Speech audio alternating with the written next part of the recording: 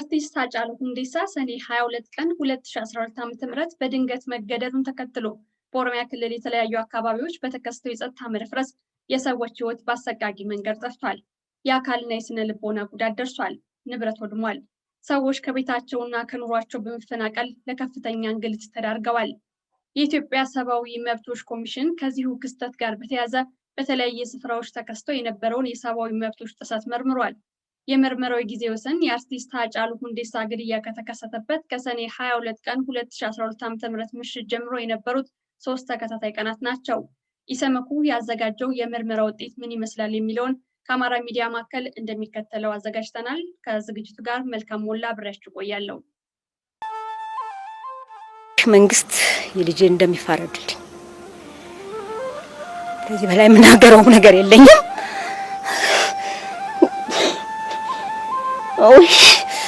አልችልም። ምን ያሰው ከዚህ በላይ የምናገርም ነገር የለኝም። ተቆጣ ያስለቀሰ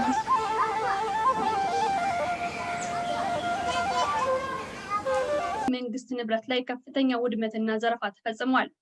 ህይወታቸው ካለፉ ሰዎች ውስጥ 35ቱ በሁከት በተሳተፉ ግለሰቦችና ቡድኖች የተገደሉ ሲሆን እነዚሁ አካላት 306 ሰዎች ላይ የአካል ጉዳት አድርሰዋል። በመንግስት የጸጥታ ኃይሎች የተወሰደ እርምጃ ቢያንስ 76 ሰዎች ሲገደሉ ከ190 በላይ የአካል ጉዳት ደርሶባቸዋል። በሌላ በኩል በጸጥታ መደፍረስ ወቅት በተከሰተ ፍንዳታ፣ ቃጠሎና መሰል አደጋዎች 12 ሰዎች ህይወታቸውን አጥተዋል። በዚሁ መጠነ ሰፊ ጥቃት የተሳተፉ ብዙ ቁጥር ያላቸው ከቦታ ቦታ በቡድን ሲንቀሳቀሱ የነበሩ ሰዎች ሲሆኑ በጩቤ፣ በድንጋይ፣ በእሳት፣ በኤሌክትሪክ ገመድ፣ በዱላ፣ በዶማ፣ በገጀራ እና በመጥረቢያ ተጠቅመው ሰዎችን ደብድበዋል። የአካል ጉዳት አድርሰዋል። ፍጹም ግፍና ጭካኔ በተሞላበት ሁኔታ በማሰቃየት ወይም በማረድም ጭምር ሰዎችን ገድለዋል። አጥቂዎች ሰዎች ቡድኖች የነዋሪዎችን ቤት በመስበርና በመግባት ከፊሎቹን በየቤታቸው ከፊሎቹን ከቤታቸው አስገድደው መንገድ ላይ በማስወጣት ገድለዋል። ሬሳቸውን መሬት ላይ በመጎተትና በጎዳና ላይ በመጣል አስክሬናቸው ለሰዓታት ሳይነሳ እንዲቆይ አድርገዋል። የአካል ጉዳት ከደረሰባቸው ሰዎች ውስጥ መላው አካላቸው በመሰባበሩ ስቃይ በተሞላበት ሁኔታ በሕክምና ላይ ያሉ ሰዎች ነበሩ። ከፍተኛ ድብደባ ደርሶባቸው ከሞት የተረፉት አብዛኞቹ ሰዎች አጥቂዎቹ ገለናቸዋል ብለው ጥለዋቸው የሄዱ ሰዎች ናቸው። አጥቂዎቹ ከፈጸሙት ድብደባ፣ ግድያና ንብረት ማውደም በተጨማሪ ተጎጂዎችና የተጎጂ ቤተሰቦችን ብሔርን መሰረት ያደረጉ ስድቦችን ሲሳደቡ፣ ሲያንቋሽሹ፣ ሲያስፈራሩና ሲይዙባቸው እንደነበርና ይህም ሰላማዊ ነዋሪዎች በብሔር ወይም በሃይማኖታቸው ምክንያት ለጥቃት የመጋለጥ ከፍተኛ ስጋትና የስነ ልቦና ጭንቀት እንደፈጠረባቸው ኢሰመኮ ተገንዝቧል። በሰው ሕይወትና አካል ላይ ከደረሰው ጉዳት በተጨማሪ 6468 ሰዎች በቤትና ንብረታቸው ላይ በተፈጸመ ጥቃት ወይም ለደህንነታቸው በመስጋት ከመኖሪያቸው ተፈናቅለው በቤተክርስቲያንና በመንግስት ጊዜያዊ መጠለያ ጣቢያዎች ይገኙ ነበር።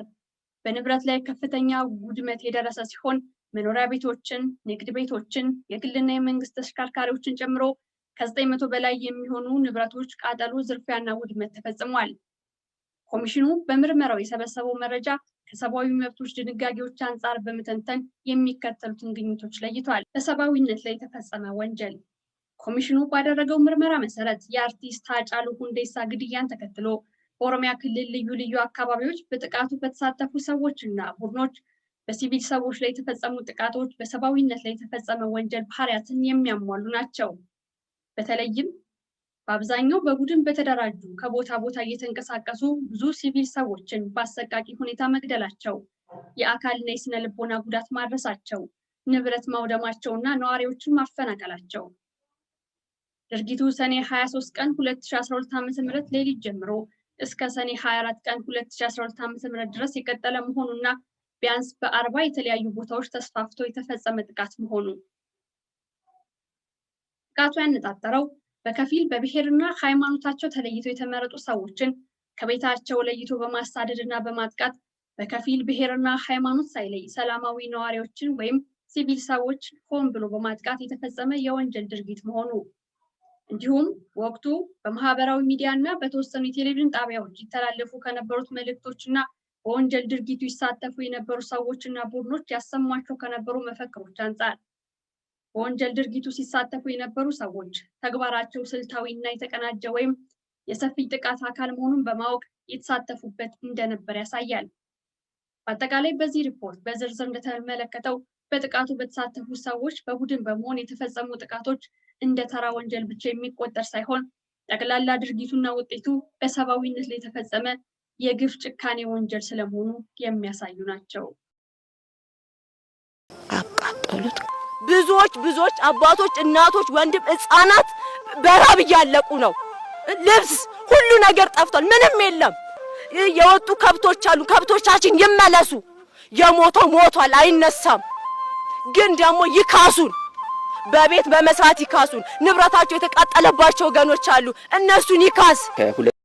አካላዊ ጥቃት፣ የንብረት ውድመትና የዜጎች መፈናቀል ኮሚሽኑ ምርመራ ባደረገባቸው 40 የኦሮሚያ አካባቢዎች የአርቲስት ሃጫሉ ሁንዴሳ መገደል ከተሰማበት ሰኔ 22 ቀን 2012 ዓ.ም ምሽት ጀምሮ ሰዎች በሰልፍ መልክና በቡድን ወደ ጎዳና በመውጣት ጎማ በማቃጠልና ድንጋይ ደርድሮ መንገድ በመዝጋት እንቅስቃሴዎች ከጀመሩ በኋላ ሰዎችን ማጥቃትና ንብረት ማውደም የጀመሩ ሲሆን በማግስቱ ሰኔ 23 ቀን 2012 ዓ.ም ሁኔታው ተባብሶ ቀጥሏል። ወደ አደባባይ የወጡ ሰልፈኞች ከፍተኛ ሁከትና ጥቃት ባስነሱባቸው አካባቢዎች በሰላም የሚኖሩ ሲቪል ሰዎች ሁከት ባስነሱ ሰዎችና ቡድኖች በየቤታቸውና በየጎዳናው በግፍ፣ በጭካኔ፣ በዱላ፣ በጩቤ፣ በመጥረቢያ፣ በስለት ብረት፣ በድንጋይና በኤሌክትሪክ ገመድ ተደብድበው ተገለዋል። የአካልና የስነ ልቦና ጉዳት ደርሶባቸዋል። ቤትና ንብረታቸው ሆነ ተብሎ በእሳት ተቃጥሎ ወድሟል። በከፊልም ተዘርፏል። በዚህ የተነሳ ሰዎች ከመኖሪያቸው ተፈናቅለው በግል ድርጅቶች፣ በመንግስትና በፖለቲካ ፓርቲዎች ንብረት ላይ ከፍተኛ ጉዳት ደርሷል። ወደ አደባባይ የወጡ ሰልፈኞች ከፍተኛ ሁከትና ጥቃት ባስነሱባቸው አካባቢዎች በሰላም የሚኖሩ ሲቪል ሰዎች ሁከት ባስነሱ ሰዎችና ቡድኖች በየቤታቸውና በየጎዳናው በግፍና በጭካኔ በዱላ፣ በጩቤ፣ በመጥረቢያ፣ በስለት ብረት፣ በድንጋይና በኤሌክትሪክ ገመድ ተደብድበው ተገለዋል። የአካልና የስነ ልቦና ጉዳት ደርሶባቸዋል። ቤትና ንብረታቸው ሆነ ተብሎ በእሳት ተቃጥሎ ወድሟል። በከፊልም ተዘርፏል። በዚህም የተነሳ ሰዎች ከመኖሪያቸው ተፈናቅለዋል። በግል ድርጅቶች፣ በመንግስትና በፖለቲካ ፓርቲዎች ንብረት ላይም ከፍተኛ ጉዳት ደርሷል።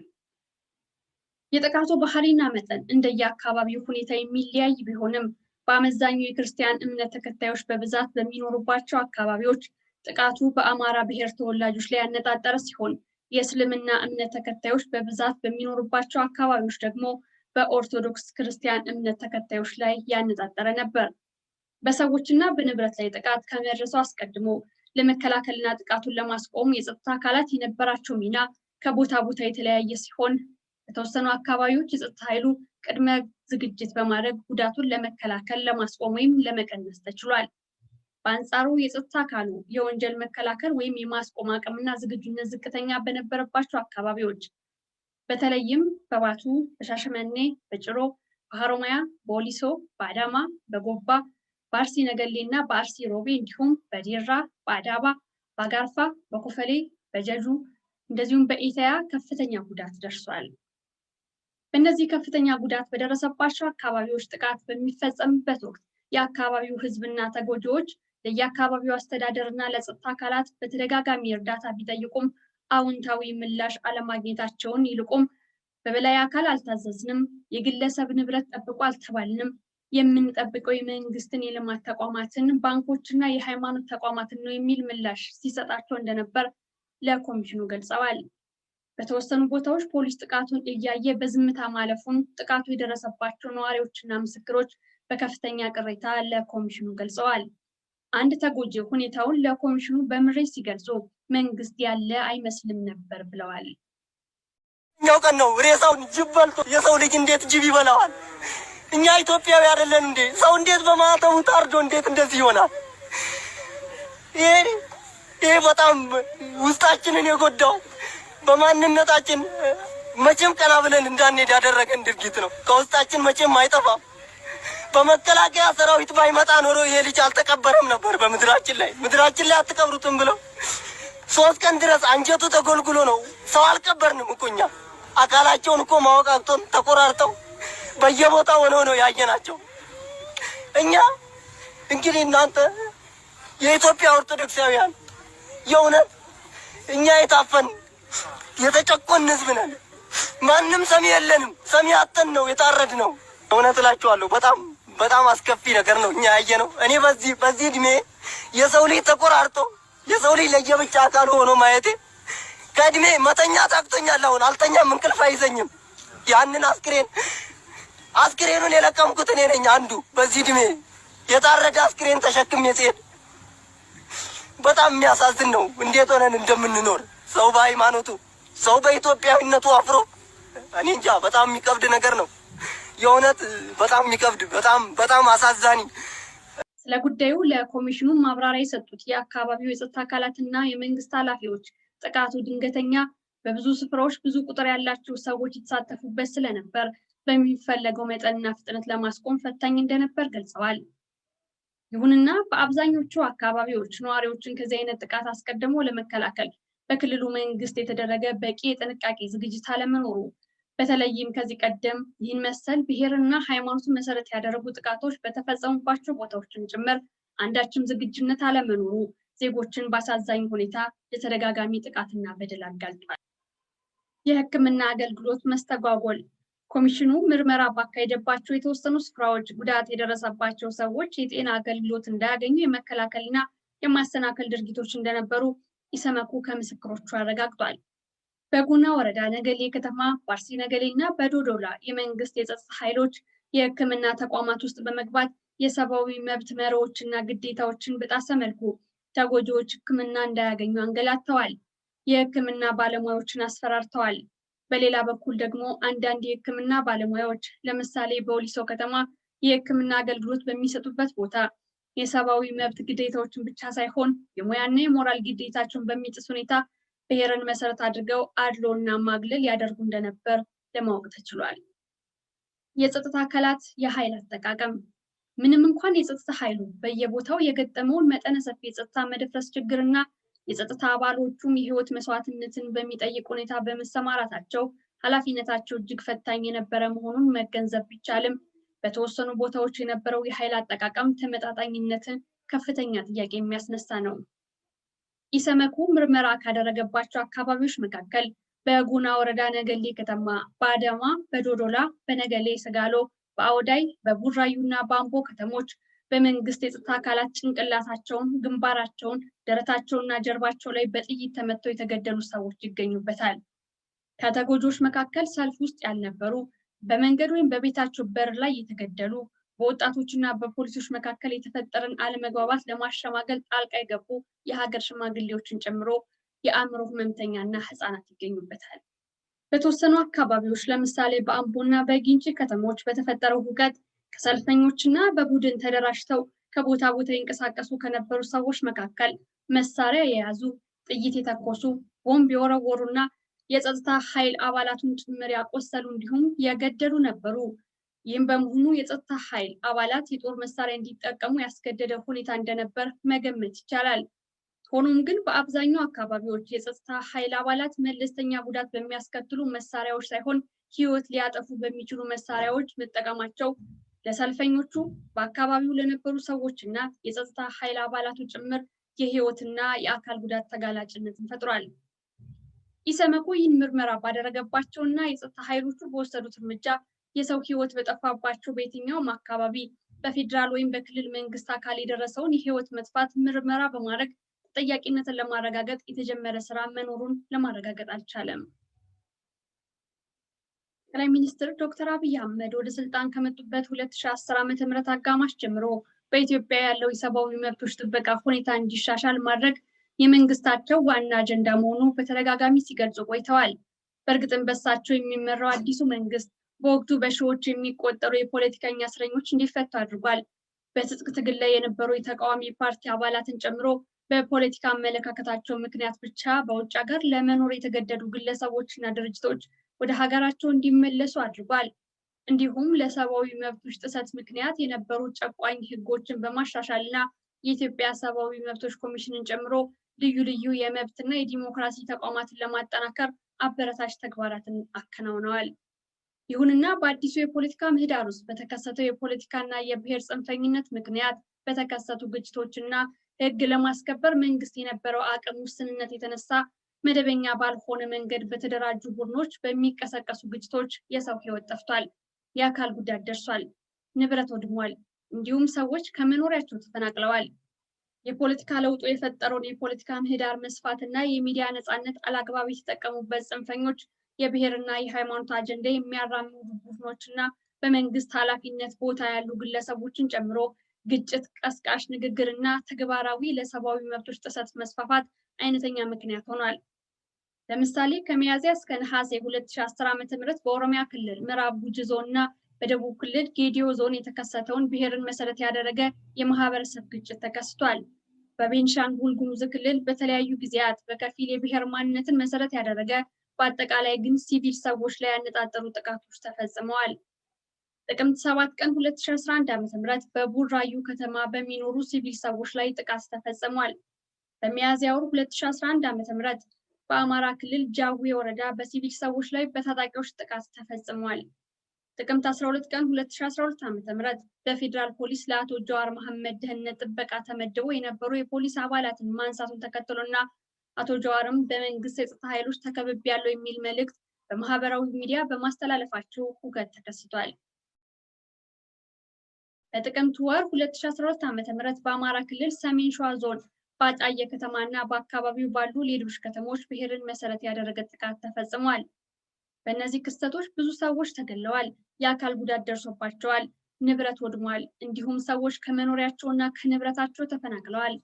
በተለይም በኦሮሚያ ክልል የታጠቁ ቡድኖች በሚንቀሳቀሱባቸው አካባቢዎች የመንግስት ሲቪል ሰራተኞችን ጨምሮ በርካታ ሰዎች በታጣቂዎች ተገለዋል፣ ሲቪል ሰዎች በኃይል ታግተዋል፣ ተሰውረዋል፣ ንብረታቸውን ተዘርፈዋል። የፌዴራልና የክልል ህግ አስከባሪ ኃይሎችም ሰላምና መረጋጋት ለማስፈን በሚወስዱት እርምጃ በአንዳንድ ቦታዎች ተመጣጣኝ ያልሆነ ኃይል በመጠቀማቸው ህይወት ጠፍቷል፣ መስዋዕትነትን ከፍለዋል፣ ብዙዎቹም የአካል ጉዳት ደርሶባቸዋል። በዚህም ሀገራዊና ክልላዊ አውድ ውስጥ አሳዛኙ የአርቲስት ሃጫሉ ሁንዴሳ ድንገተኛ ግድያ ለተጨማሪ መጠነ ሰፊ የሰብአዊ መብት ጥሰት መነሻ ምክንያት ሆኗል። ምርመራው በተከናወኑባቸው ስፍራዎች ስለነበሩ ክስተቶች ሂደት። አምቦ ከተማና አካባቢው ሰኔ 24 ቀን 2012 ዓ.ም የአርቲስት ሃጫሉ ሁንዴሳ ቀብር ስነስርዓት ላይ ለመገኘትና ሀዘናቸውን ለመግለጽ አስክሬኑ በተቀመጠበት በአምቦ ከተማ የወላጆቹ መኖሪያ ቤት ውስጥ ብዙ ሰዎች ተገኝተው ነበር። በዚሁ ስፍራ የተወሰኑ ወጣቶች አስክሬኑ የሚሰጠን ፊንፊኔ ነው የምንቀብረው በማለት ጥያቄ አነሱ ሲሆን የሟች ዘመዶች ጥያቄውን በመቃወማቸው ረብሻ ተፈጥሮ እንደነበር ምስክሮቹ ገልጸዋል። በወቅቱ በስፍራው የነበሩ ምስክሮች ለኮሚሽኑ ምርመራ ቡድን አባላት እንደገለጹት በአካባቢው ነዋሪነት የማይታወቁ በርከት ያሉ ወጣቶች ሃጫሉ እዚህ አይቀበርም፣ በቀለ ገርባና ጀዋር መሐመድን መንግስት በሄሊኮፕተር አምጥቶ ካላሳየን ሬሳው ከቤት አይወጣም፣ ሃጫሉ መቀበር ያለበት አምቦ ሳይሆን ፊንፊኔ ነው፣ ከዚህ በኋላ በቀለና ጀዋርን እንጂ አብይን አናውቅም የሚሉ መፈክሮችን ያሰሙ እንደነበር አስረድተዋል። ከዚሁ ተከትሎ አንዲት ወጣት አስክሬኑን ሊወስዱት ነው ብላ በመጮሃ ወጣቶቹ የጸጥታ ኃይሎቹ ድንጋይ መወራወርና መስተዳደብ መጀመራቸውን የሽጉጥ ድምፅም እንደተሰማና ቀጥሎም በማይታወቅ ሰው ቦምብ ተወርሮ መፈንዳቱን በስፍራው የነበሩ ምስክሮች ገልጸዋል። በቦምቡ መፈንዳት በተደናገጡት የኦሮሚያ ልዩ ኃይል አባሎች ተኩስ መከፈቱና በሀዘን ቤት ውስጥ ወደ ተሰበሰበው ህዝብ ጭምር በመተኮሳቸው ሰዎች በጥይት ተመተው እንደሞቱና ከሞቱ ውስጥም ጋቢ ለብሰው ወጣቶቹን ድንጋይ ተወራወሩ እያሉ ሲከላከሉ የነበሩት የአርቲስት ሃጫሉ አጎት ልጅ አቶ አሰፋ ገብረመድህን እንደሚገኙበትና ከቆሰሉ ሰዎች ውስጥም ለሀዘን የመጡ ሴቶች እንደነበሩበት ምስክሮቹ ለኮሚሽኑ አስረድተዋል። እንዲሁም በሁከቱ ወቅት ከህዝብ መሃል ሆነው ሽጉጥ በመተኮስ የአጸፋ መልስ ሲሰጡ የነበሩ ሰዎች እንደነበሩና አብዛኛው ሰው የተጎዳው በዚሁ የተኩስ ልውውጥ መሆኑን ተጎጂዎቹና ምስክሮቹ ለኮሚሽኑ ገልጸዋል። በዚያው ዕለት ከቀኑ 9 ሰዓት አካባቢ በለቅሶ ቤቱ የነበረው ሁከት ከተረጋጋ በኋላ ሰዎች ወደ ቤታቸው ሲሄዱ በመንገድ ላይ ቅኝት ሲያደርጉ የነበሩ የሀገር መከላከያ ኃይል አባላት ወደ ውስጥ አንዱ በጥይት መመታቱን ምስክሮች ገልጸዋል።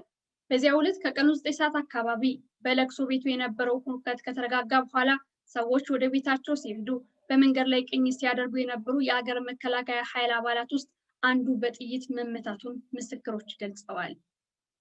የአምቦ ከተማ ፖሊስና የመንግስት ኃላፊዎች በሰጡት ምስክርነት ደግሞ ሰኔ 24 ቀን 2012 ዓ.ም ከጠዋቱ 4 ሰዓት ጀምሮ የአርቲስት ሃጫሉ አስክሬን በተቀመጠበት የወላጆቹ መኖሪያ ቤት አካባቢ የነበረውን ህዝብ በተዛባ መረጃ የሚያደናግሩና አስክሬኑን እንውሰድ የሚሉ ሰዎች ችግር ፈጥሯል የሚል መረጃ በመገኘቱ የጸጥታ ኃይሉ አባላት ወደ ቦታው ሲሄዱ በሀዘን ቤቱ የነበሩ ታዳሚዎች ደግሞ በተዛባ መረጃ ፖሊሶች አስክሬኑን ሊወስዱ መጡ የሚል ግርግር መፈጠሩን ገልጸዋል። ሁከቱ ሆነ ተብሎ ህገወጥ ተልዕኮ በነበራቸው ቡድኖች የተቀሰቀሰ መሆኑና በስራ ላይ በነበሩ ሰዎች ላይ ቦምብ በመወርወርና ተኩስ በመክፈት ሰው መግደላቸውና ማቁሰላቸውን ገልጸዋል። በዚህ ዕለት በሀዘን ቤቱ ከተፈጠረው ሁከት ትንሽ አስቀድሞም በከተማው ውስጥ መንግስትን የሚቃወሙ መፈክሮችን በማሰማት ሰልፍ መካሄዱን፣ ሰልፈኞችም ወደ ፖሊስ ጣቢያ በመሄድ እስረኛ ይለቀቅ በማለት መፈክር ያሰሙ እንደነበር ጨምረው ገልጸዋል። የመንግስት ኃላፊዎች ለኮሚሽኑ እንደገለጹት በእነዚህ ቀናት በምዕራብ ሸዋ ዞን ሌሎች አካባቢዎች ሁከት በፈጠሩ ግለሰቦች 11 ፖሊሶች በጥይት ተመተው የሞቱና የአካል ጉዳት ደርሶባቸዋል። 3 ሲቪል ሰዎች ተገድለዋል፣ 4 ቆስለዋል። 1 የፖሊስ መኪናና አምቡላንሶች ተሰባብረዋል። 1 መኪና ተቃጥሏል። የግለሰብ ንብረት የሆነ ወርቅና 14 ሺህ ብር ተዘርፏል።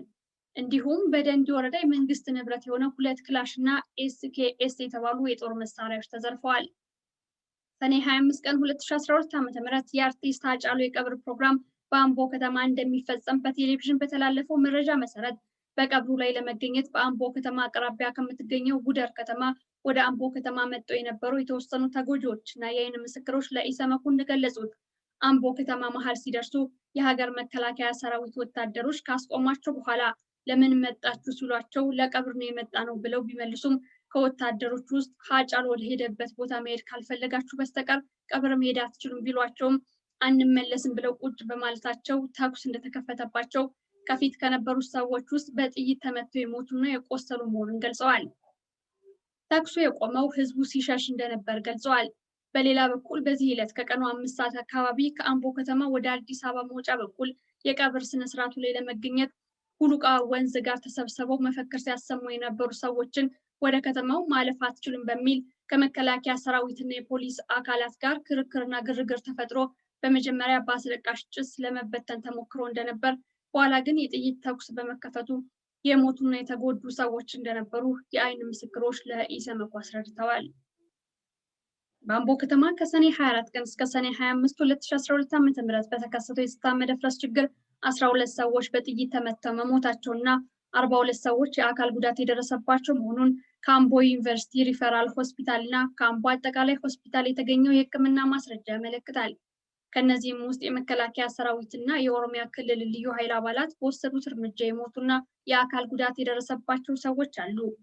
ከአምቦ ከተማ ፖሊስና ከከተማው መስተዳድር የስራ ኃላፊዎች በተገኘው መረጃ መሰረት ሰኔ 24 ቀን 2012 ዓ.ም 4 ሲቪሎችና 1 የጸጥታ ኃይል ባልደረባ ሲገደሉ በ14 ሰላማዊ ሰዎችና በ4 የጸጥታ ኃይል አባላት ላይ የአካል ጉዳት ደርሷል። ከአምቦ ከተማ ፖሊስና ከከተማው መስተዳድር የስራ ኃላፊዎች በተገኘው መረጃ መሰረት ሰኔ 24 ቀን 2012 ዓ.ም 4 ሲቪሎችና 1 የጸጥታ ኃይል ባልደረባ ሲገደሉ በ14 ሰላማዊ ሰዎችና በ4 የጸጥታ ኃይል አባላት ላይ የአካል ጉዳት ደርሷል። ከዚህ በተጨማሪ በአጠቃላይ በአምቦ ከተማ 1 የቀበሌ ጽሕፈት ቤት፣ የከተማው የመንገድ ትራንስፖርት ጽሕፈት ቤት ተሽከርካሪ፣ 1 የግለሰብ ሆቴል፣ 1 መኖሪያ ቤትና 1 የጀስት ኦፍ አፍሪካ ላይ ጉዳት መድረሱን ገልጸዋል። የአምቦ አካባቢ አስተዳደር አካላት ለኢሰመኮ እንደገለጹት የአርቲስት ሃጫሉ ሞት እንደተሰማ የሰላም መደፍረስ ችግር እንደሚነሳ ገምተው እንደነበረና በተለይም በቀብሩ ዕለት ለጸጥታ ጥበቃ ዝግጅት በማድረጋቸው በለቅሶ ቤት በተፈጠረው ረብሻ የፌዴራልና የክልሉ የጸጥታ ኃይሎች ፈጥነው ባይቆጣጠሩት ጉዳቱ የከፋ ሊሆን ይችል ነበር ብለዋል። ሰኔ 23 ቀን 2012 ዓ.ም ምሽት ላይ የክልሉ መንግስት ከፌዴራል መከላከያ ሰራዊት ድጋፍ ጠይቆ ወዲያው ከምሽቱ 2 ሰዓት ጀምሮ የፌዴራል መከላከያ ሰራዊት አባላት ወደ አምቦ ከተማና ከአካባቢው በመግባት ቁልፍ ቦታዎች ላይ ጥበቃ ማድረግ ባይጀምሩ ኖሮ የቀብር ስነስርዓቱን በሰላም ለመፈጸም አስቸጋሪ ሊሆን ይችል እንደነበር ለኢሰመኮ ገልጸዋል። እንደ አምቦ ከተማ ፖሊስና የአካባቢው አስተዳደር ኃላፊዎች አስተያየት ለሰላም መደፍረሱና በሰውና በንብረት ላይ የደረሰው ጉዳት ዋነኛ ምክንያት ኦነግ ሸኔ የተባለው ቡድን የተወሰኑ የኦሮሞ ፌዴራሊስት ኮንግረስ ኦፌኮ ፓርቲ አባላት ጋር በመቀናጀት የፈጠሩት ረብሻና ጥቃት ነው። በተጨማሪም ከዚህም በፊት የኦነግ ሸኔ አባላት በተለያዩ ጊዜያት 39 ሰዎች መግደላቸውን፣ ንብረት መዝረፍና ማቃጠላቸውን፣ በተያዙት አባሎቻቸው የባንክ ሂሳብ ውስጥ ከፍተኛ የገንዘብ መጠን መገኘቱን እንዲሁም ቀውሱ በተከሰተባቸው 2 ቀናት የኦነግ ሸኔ ቡድን አባላት በመንግስት መስሪያ ቤቶች ላይ ጉዳት ለማድረስ ሲሞክሩ በሀገር መከላከያ ሰራዊት አባላት ከነሙሉ ትጥቃቸው በቁጥጥር ስር መዋላቸውን ጭምር ገልጸዋል። በአምቦ ከተማ በግለሰቦች ንብረት ላይ የደረሰውን ጥቃትና ጉዳት በተመለከተ ተጎጂዎቹ ለኮሚሽኑ ሲገልጹ በጥቃቱ የተሳተፉ ሰዎችና ቡድኖች ነፍጠኛ እያሉ መፈክር በማሰማት ከቦታ ቦታ ሲንቀሳቀሱ ስለነበር የተፈጸመው ጥቃት የብሔር ማንነትን መሰረት ያደረገ ነው ብለዋል።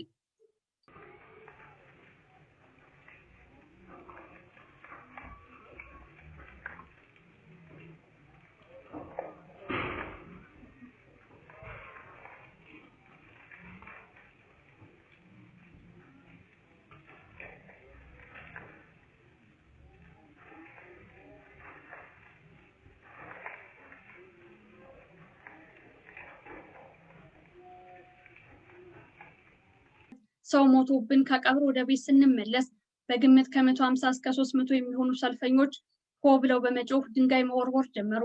እኛም ወደ ቤት ገባን። ሰልፈኞቹ ዱላ፣ ሜንጫና ድንጋይ ይዘው ነበር። ከዚያም ከሟቹ ከራሱ ግቢ ወጥቶ ወደ ሌላ ግቢ ሲገባ ተከትለውት ሄደው እዚያው ገደሉት። የሟች ቤት ንብረትም ሙሉ በሙሉ አውድመዋል። ሟች ሰልፈኞቹ ሲያሳድዱት ለሚያውቃቸው ፖሊሶች ስልክ እየደወለ ነበር። የደረሰለት ግን የለም።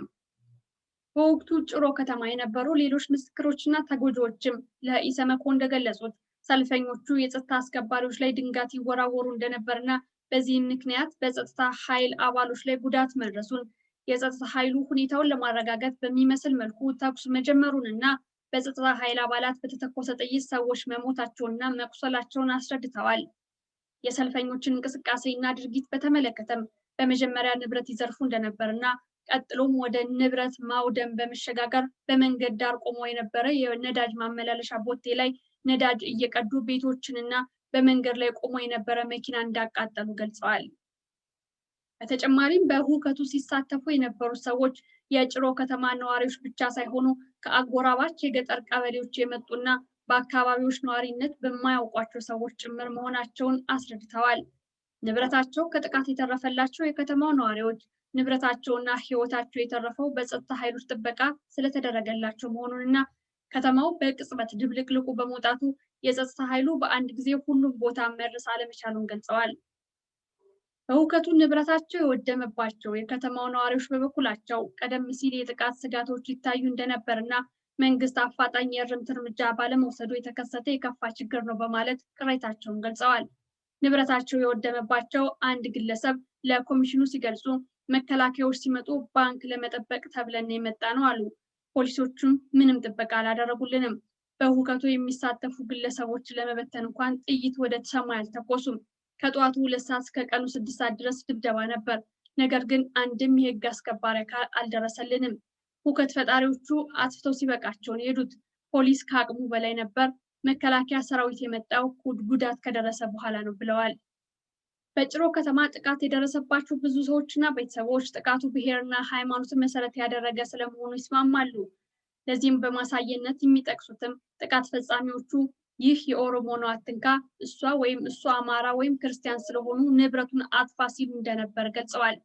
በተጨማሪም ሁከት ፈጣሪዎቹ ነፍጠኛ እያሉ እየጮሁ ድንጋይ መወርወራቸውን፣ በተለይ ክርስቲያን ብቻ እየተለየ መደብደቡንና ንብረት መውደሙን፣ በአባ ኮራን ሰፈር ያሉ መኖሪያ ቤቶች ውስጥ የክርስቲያን ቤቶች እየተለዩ መቃጠላቸውን እንዲሁም አንዲት ሴት አንቺ ትግሬ ነሽ መቀሌ ሂጅት ሲሉ እንደነበር አስረድተዋል። የጭሮ ከተማ ፖሊስ ለኮሚሽኑ እንደገለጸው ይህ ሪፖርት በሚዘጋጅበት ወቅት ጥቃት በመፈጸም የተጠረጠሩ 119 ሰዎች በቁጥጥር ስር ውለዋል። ተጎጂዎቹ ለኮሚሽኑ እንደገለጹት የአካባቢው ሕዝብ የዕለት ምግብ ማቅረብ ደግፏቸዋል። የመንግስት አካላት መጥተው የጎበኟቸው ቢሆንም ኢሰመኮ ለምርመራ ስራው መረጃ እስከሰበሰበበት ቀን ድረስ ምንም አይነት ድጋፍ እንዳላደረጉላቸው አስረድተዋል። የአካባቢው አስተዳደር አካላት በበኩላቸው በየቀበሌው ኮሚቴ አዋቅረው ከህብረተሰቡ እርዳታ እየተሰበሰበ እንደሆነ ገልጸዋል።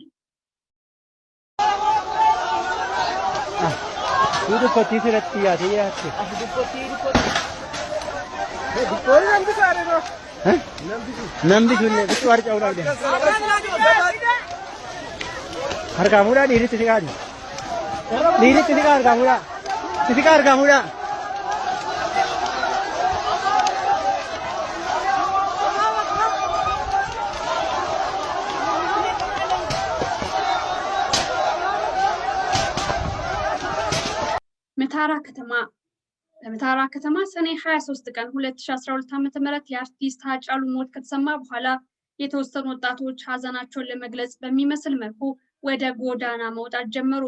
ሆኖም ከጠዋቱ 4 ሰዓት ጀምሮ ሁኔታ ወደ ሁከትና ጥቃት ማድረስ ተቀይሯል።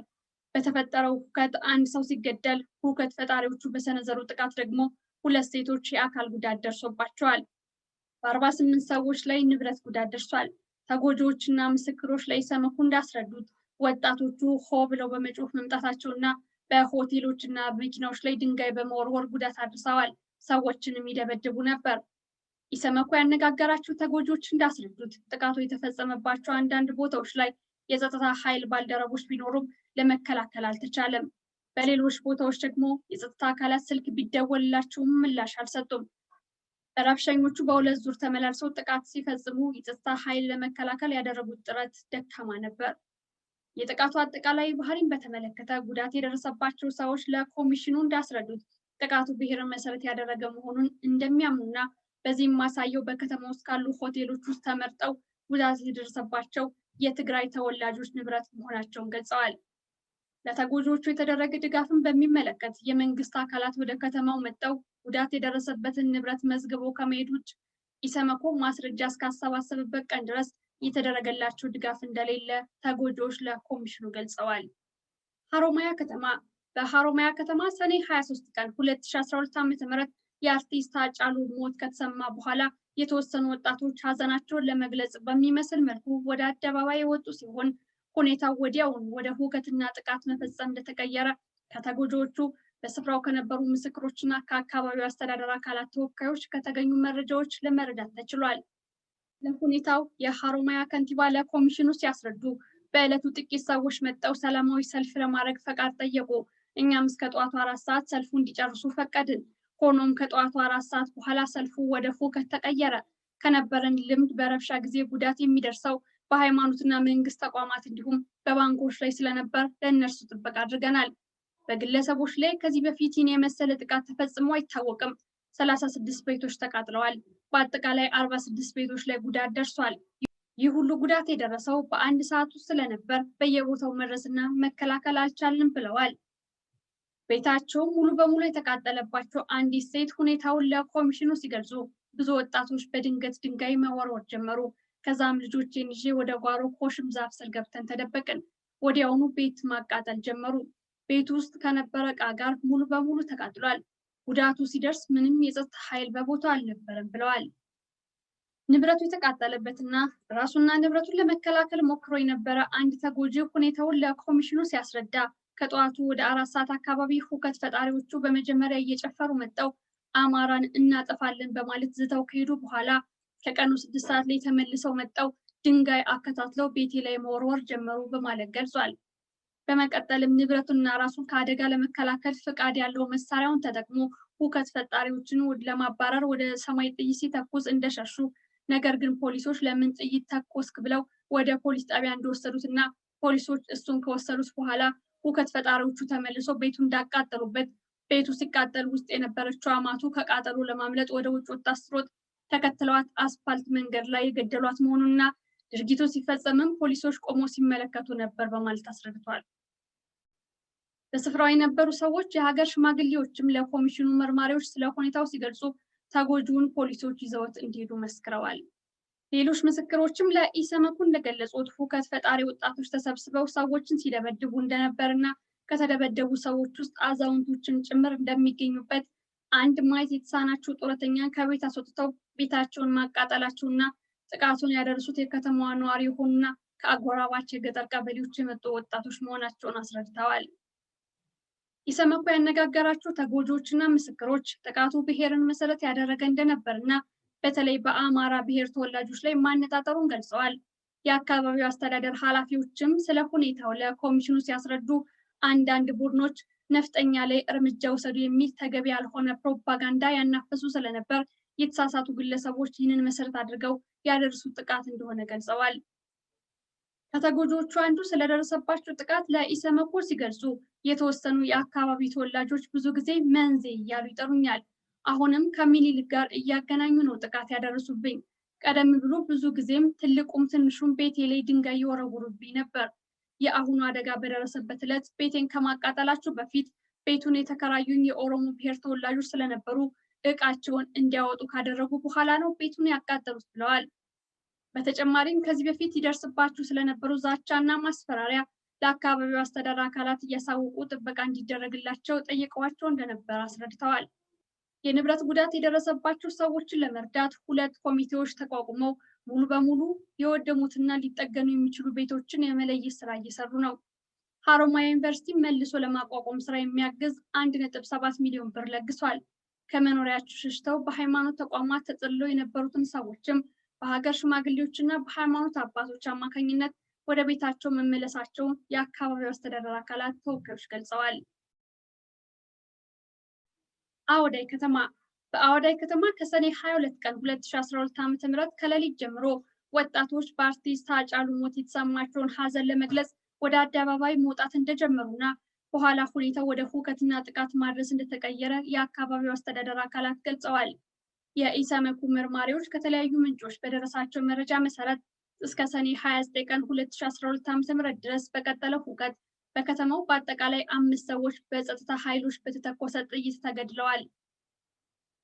የኮሚሽኑ መርማሪዎች ያነጋገሩት አንድ ምስክር ሰኔ 24 ቀን 2012 ዓ.ም ሁከት ፈጣሪዎችን ለመበተን የጸጥታ ኃይሎች በተኮሱት ጥይት አንድ ወጣት ጭንቅላቱ ላይ ተመቶ መሞቱን ገልጸዋል። አንዲት እናት ለኢሰመኮ እንደገለጹት ሰኔ 29 ቀን 2012 ዓ.ም ከሌሊቱ 10 ሰዓት ልጃቸውን ጓደኞቹ ጠርተውት ሄዱ። ሰልፉ ላይ በጸጥታ ኃይሎች በጥይት ተመቶ ሞቷል።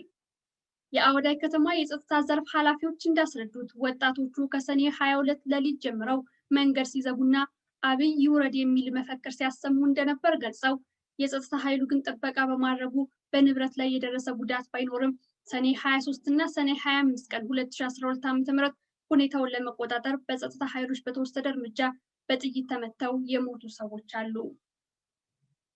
ፍቼ ከተማ በፍቼ ከተማ ሰኔ 23 ቀን 2012 ዓ.ም የአርቲስት ሃጫሉ ሞት ከተሰማ በኋላ ከጠዋት ጀምሮ ወጣቶች ሀዘናቸውን ለመግለጽ ወደ አደባባይ መውጣት እንደጀመሩና በኋላም ሁኔታው ወደ ሁከትና ጉዳት ማድረስ እንደተቀየረ ከተጎጂዎች በስፍራው ከነበሩ ምስክሮችና ከአካባቢው አስተዳደር አካላት ተወካዮች የተገኙ መረጃዎች ያመለክታሉ።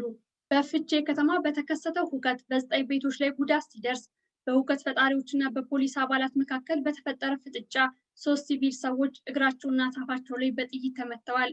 የከተማው ፖሊስ በበኩሉ ተጎጂዎቹ ከሰልፈኞቹ መካከል በተተኮሰ ሽጉጥ የቆሰሉ ናቸው ብሏል። በሌላ በኩል ተጎጂዎችን ወደ ሆስፒታል የወሰዱ ሰዎች በወቅቱ ሰልፈኞቹ ወደ ፖሊስ ጽሕፈት ቤት ድንጋይ መወርወር ሲጀምሩና የታሰሩ ሰዎች ይለቀቁልን ብለው መፈክር እያሰሙ ወደ ጽሕፈት ቤቱ ሲጠጉ አንድ የፖሊስ አባል በደረቱ ተኝቶ ወደ ሰልፈኞቹ ይተኩስ ስለነበር ለኮሚሽኑ ገልጸዋል። ሰኔ 23 ቀን ጠዋት ከ7000 እስከ 8000 የሚደርስ የተደበላለቀ ስሜት የነበረው ህዝብ ሰልፍ ወጥቶ እንደነበር የፍቼ ከተማ ነዋሪ ዝምተኛ ስለሆነ ይህንን ቦታ ማነቃቃት አለብን ብሎ የሚያስቡ የፖለቲካ አጀንዳ ያነገቡ ቡድኖች ችግር መፍጠራቸውን በመጀመሪያ ኮማንዶ በሚባል ሰፈር ተሰብስበው ነፍጠኛ አገር ለቆ ይውጣልን እያሉ መፈክር ያሰሙ እንደነበርና ከዛም በጣም ብዙ ቁጥር ያለው ሰው ወደ ፖሊስ ጣቢያ ሄዶ እስረኞችን ልቀቁልን በማለቱ ፍጥጫ መፈጠሩና ጉዳት መድረሱን የፍቼ ከተማና በኦሮሚያ ክልል የሰሜን ሸዋ ዞን አስተዳደር የስራ ኃላፊዎች ገልጸዋል። በሆቴላቸው ላይ ጉዳት የደረሰባቸው አንድ ተጎጂ በዕለቱ የነበረውን ሁኔታ ሲገልጹ ሰኔ 23 ቀን 2012 ዓ.ም ጠዋት ወጣቶች እየጮሁ መጡ። በራችንን ዘግተን በተቀመጥንበት 5 ሰዓት አካባቢ ነፍጠኛ ብለው በመጮህ ጸያፍ ስድብ ጭምር በመሳደብ ግቢውን ወረሩት።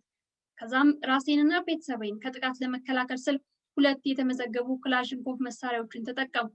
በአካባቢው የፖሊስ አባላት የነበሩ ቢሆንም ከጥቃት እንዲታደጉን ስጠይቃቸው ከአቅማችን በላይ ስለሆነ እንዴት እንርዳህ አሉኝ። አብዛኞቹ የፍቼ ከተማ ህዝብ ጥቃቱን ሊከላከልልኝ ሞክሯል። ሆነም ግን ሆቴል የሚገኘው ከዋናው መንገድ ዳር ስለነበር ከፍተኛ ውድመት ደርሶበታል። እኔና ባለቤቴም የመደብደብ አደጋ ደርሶብናል። ሌሎች ተጎጂዎችም ጥቃት በተፈጸመባቸው ወቅት በአካባቢው የፖሊስ አባላት የነበሩ ቢሆንም ከአቅማችን በላይ ነው በማለት ከጥቃት እንዳልተከላከሉላቸው ገልጸዋል።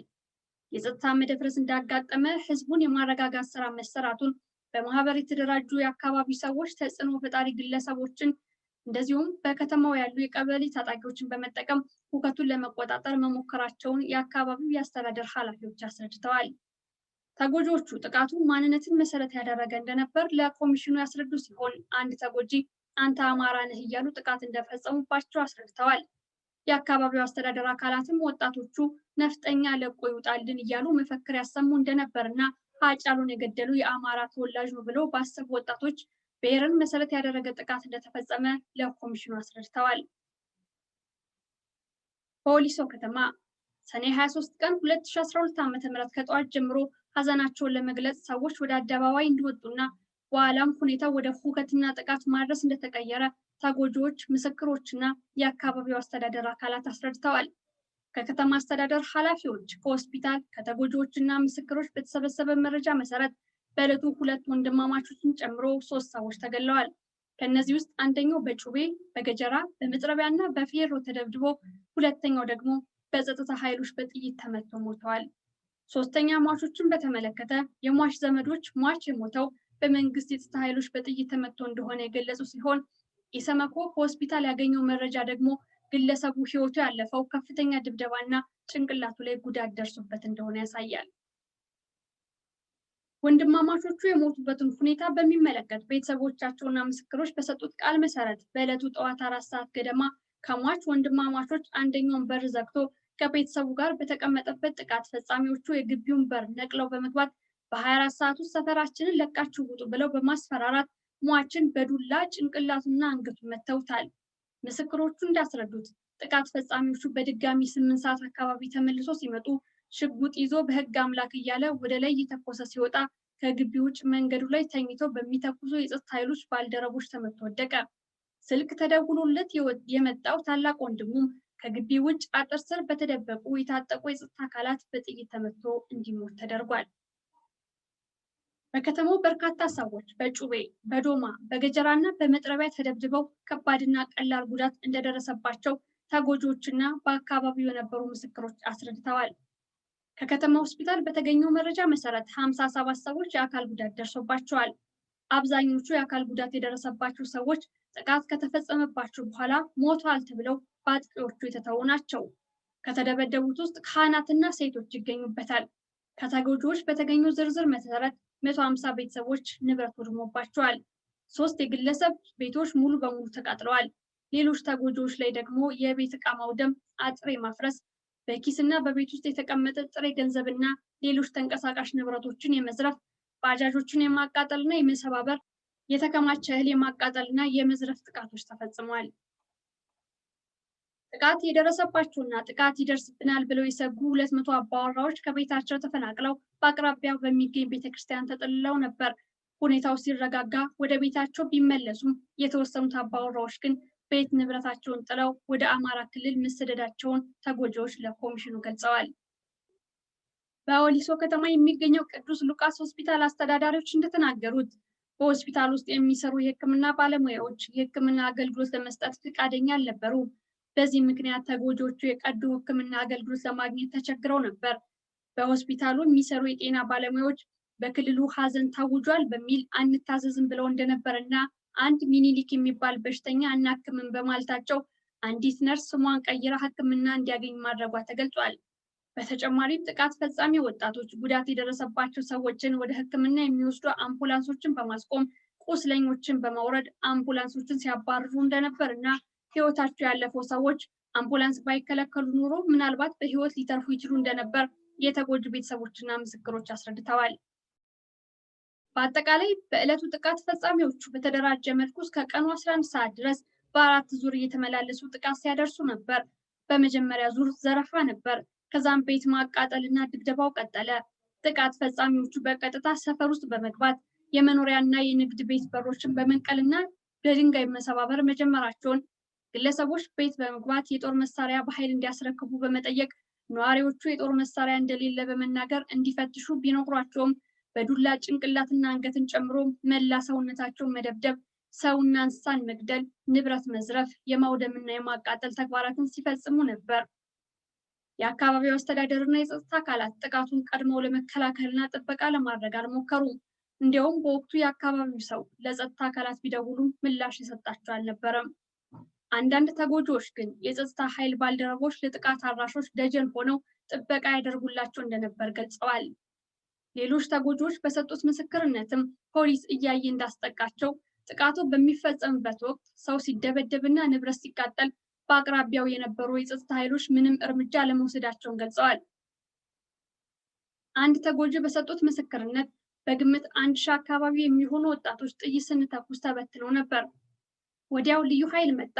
ከዚያም ወጣቶች ተመልሰው መጣው ቤቱን አቃጠሉት። መፈክር ሲያሰሙ የኦሮሚያ ልዩ ኃይልም ያንን ተከትሎ ያሰማ ነበር ብለዋል። ሌሎች 2 ተጎጂዎች ደግሞ ልዩ ኃይሎች በ2 የቅኝት ተሽከርካሪዎች እየዞሩ አጥቂዎችን ሲደግፉ እንደነበርና የልዩ ኃይሉና የከተማ ፖሊስ አባላት ጥቃት ካደረሱ ሰልፈኞች ኋላ ነበሩ በማለት ገልጸዋል። ኮሚሽኑ ይህንን ከገለልተኛ ምንጮች ለማረጋገጥ አልቻለም። 2 ቤታቸው የወደመባቸውና የተከማቸ እህል የተዘረፈባቸው ተጎጂዎች በበኩላቸው ጥቃት አድራሾቹ ተሰብስበው ድንጋይ በመወራወርና አጥር ማፍረስ ሲጀምሩ ፍቃድ አለው ባሉት መሳሪያቸው ወደ ሰማይ በመተኮስ መከላከል ችለው የነበረ ቢሆኑም ተኩሱን የሰማው የጸጥታ ኃይል መሳሪያቸውን ነጥቆ እነሱን በቁጥጥር ስር በመዋል በመኪና ይዟቸው እንደሄደና ከዛም በኋላ ወጣቶቹ ቤታቸው ገብተው ንብረት የመዝረፍ የማውደምና የማቃጠል ድርጊት መፈጸማቸውን አስረድተዋል። የአካባቢው አስተዳደር አካላት አንዳንድ ተጎጂዎች መሳሪያቸውን ተነጥቀው በጸጥታ አካላት ከቤታቸው መወሰዳቸውን አምነው ይህንን ያደረጉት ከጥፋት አድራጊዎች ጋር በነበረው መፋጠጥ መሳሪያው ሕጋዊ ቢሆንም የበለጠ ጉዳት እንዳይደርስና የሰዎችና የቤተሰቦችን ሕይወት ለማዳን እንደሆነ አስረድተዋል። አክለውም ለንብረቱ ጥበቃና ከለላ ማድረግ ይገባ እንደነበር መገምገማቸውን፣ ነገር ግን የጸጥታ ኃይሉ ቁጥር አነስተኛ ስለነበርና ችግሩ ብዙ ቦታ የሸፈነ በመሆኑ ይህን ማድረግ እንዳልቻሉ ገልጸዋል። አንዳንድ ተጎጂዎች ከጥቃቱ ኦሮሞ የሆኑ ጎረቤቶቻቸውን እንዳዳኗቸው ሲገልጹ፣ አንዳንዶቹ ግን እየጠቆሙ እንዳስጠቋቸው ገልጸዋል። ተጎጂዎቹ እንደገለጹት ከሆነ ከቀኑ 11 ሰዓት ላይ ጥቃቱ የቆመው በከተማው የሚገኘው የአምቦ ዩኒቨርሲቲ ካምፓስ የሚጠብቁ የፌዴራል ፖሊሶች በመድረሳቸውና ዝናብ በመዝነቡ ነበር። የአካባቢ አስተዳደር ኃላፊዎች በዕለቱ ለስብሰባ አዳማ እንደነበሩ፣ ጥቃቱን ቶሎ ለማስቆም ያልተቻለው መጀመሪያ ዋና የግል ተቋማትና የመንግስት መስሪያ ቤቶች ላይ ጥቃት ይደርሳል በሚል ጥርጣሬ የነበረው ጥበቃ እዛ ላይ ትኩረት በማድረጉና ከ4 ሰዓት በኋላ ሁኔታው ወደ ብሔርና ሃይማኖት ጥቃት ሲቀየርና ጥቃቱ ድንገተኛ በመሆኑ እንዲሁም ችግሩ በአንድ ጊዜ ብዙ ቦታ ላይ በመፈጠሩ የጸጥታ ኃይሉ በመወጠሩ ነው። ተጎጂዎችና ምስክሮቹ ጥቃቱ ብሔር መሰረት አድርገው እንደተፈጸመ ለኮሚሽኑ አስረድተዋል። የጥቃቱ ምክንያት የአርቲስት ሃጫሉ መገደል ይሁን እንጂ አስቀድሞ በተዘጋጀ የስም ዝርዝር መሰረት የአማራ ብሔር ተወላጆች እየተመረጡ መጠቃታቸውን፣ በተለምዶ ገሊላ የሚባለው ሰፈር በአብዛኛው የአማራ ብሔር ተወላጆች የሚኖሩበት መሆኑ ስለታወቀ አጥቂዎቹ በቀጥታ እዚያ መምጣታቸውን፣ ጥቃቱ ብሔሩን መሰረት ያደረገ መሆኑን እንደሚያመለክት ገልጸዋል። ጥቃት የተፈጸመባቸው ተጎጂዎች የጥቃቱ ዓላማ የአማራ ብሔር ተወላጆችን ማፈናቀል ነው ብለው እንደሚያምኑ የገለጹ ሲሆን፣ አንድ ተጎጂ ጥቃት ፈጻሚዎቹ የቤት ተከራይ የሆኑ የአማራ ቤት ተወላጆች ንብረት አውጥተው አውድመዋል፣ የእናንተን ገንዘብ አንፈልግም በማለት ቀደዋል፣ ከእናንተ ጋር መኖር አልፈልግም ብለዋል። አብን አስታጥቋቸዋል በሚል ግምት እያንዳንዱ የአማራ ብሔር ተወላጅ የጦር መሳሪያ ይገኛል ሲሉም ነበር። ሆኖም ግን ከዚህ ቀደም በ2011 ዓ.ም የአማራ ብሔር ተወላጆች መሳሪያ ያላቸው ተብሎ መንግስት ሁሉም ቤት ላይ ፍተሻ አድርጎ ከአንድ ሰው ውጭ መሳሪያ አልተገኘባቸውም በማለት አስረድተዋል። ሌላ ተጎጂ ሃጫሉን የገደለው ነፍጠኛ ስለሆነ ከሀገራችን ውጡ እያሉ ያደረሱት ጥቃት በመሆኑ ጥቃቱ ማንነትን መሰረት ያደረገ ነበር፣ የሰዎች ስም ዝርዝር ይዘው ነበር፣ መሳሪያ ስለመኖሩ ተጠቁመን የመጣ ነው ይሉ ነበር ብለዋል። በተጨማሪም ከተጎጂዎቹ መካከል አንዱ ከ2008 ዓ.ም ጀምሮ አልፎ አልፎ የአማራ ብሔር ተወላጆች ንብረት ወድሟል፣ በየጊዜው ቆምጬና ስደተኛ እየተባልን ስንሰደብና ስንሸማቀቅ ኖረናል፣ ስጋት ያደረባችሁ ቤት ሽጠው ለመውጣት ሲሞክሩ ማን ውጡ አላችሁ ይሉናል፣ ለመንግስት አካላት ጥቃት አድራሾቹን በስም እየጠራን እንኳን ስንነግራቸው ዱርዬዎችና ቦዘኔዎች ናቸው አትስሟቸው ይሉን ነበር ብለዋል። አዳማ ከተማ ሰኔ 23 ቀን 2012 ዓ.ም ከጠዋት ጀምሮ ከአርቲስት ሃጫሉ ሞት ሀዘናቸውን ለመግለጽ ወጣቶች ወደ አደባባይ መውጣት እንደጀመሩና በኋላም ሁኔታው ወደ ሁከትና ጉዳት ማድረስ እንደተቀየረ ተጎጂዎች፣ በስፍራው የነበሩ ምስክሮችና የአካባቢው አስተዳደር አካላት አስረድተዋል። ኮሚሽኑ ባደረገው ማጣራት መሰረት በከተማው በአጠቃላይ የ10 ሰዎች ሕይወት አልፏል። ከነዚህም መካከል የጸጥታ ኃይሉ ሁከቱን ለመቆጣጠር በወሰደው እርምጃ 8 ሰዎች ሲገደሉ 2 ሰዎች ደግሞ በሁከት ፈጣሪዎች በገጀራና በዱላ በድንጋይ በፈጸሙት ድብደባ ሕይወታቸው አልፏል። ከነዚህም ውስጥ ባለቤታቸው በተባራሪ ጥይት በመመታታቸው ወደ ሆስፒታል ሄደው ሲመለሱ በወጣቶች ተደብድበው ህይወታቸው ያለፈ ግለሰብ ይገኙበታል። በአጠቃላይ በከተማው በ72 ሰዎች ላይ ቀላልና ከባድ የአካል ጉዳት ደርሷል።